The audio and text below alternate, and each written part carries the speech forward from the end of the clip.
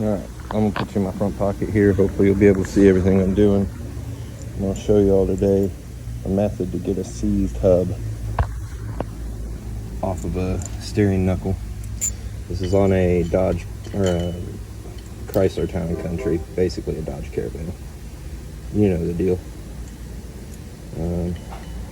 So this goes in, and you're going to screw your nut on, forcing your oversized nut and washer to be pinched between the hub and your nut you're screwing in. Now you're going to want to find a spot where you can get this fairly even, because yeah, you're going to tear up the knuckle a decent little bit.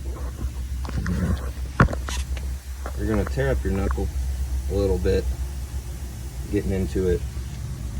You see I've had to hit a couple spots, but what you do is you grab you an adjustable wrench, go up here, grab your wrench, and when you start cranking on this boy,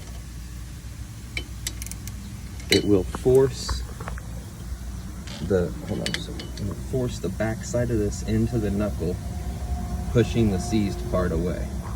Okay. I should probably hire a cameraman, but it's okay. Alright, now stop it, stay. As long as it stays like that.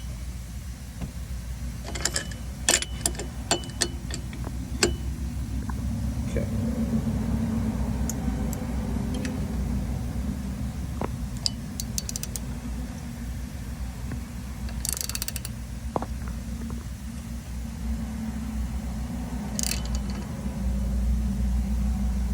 It slowly pushes this out. It will also push the hub further and further away from the steering knuckle, as you can see it's doing right now, actually.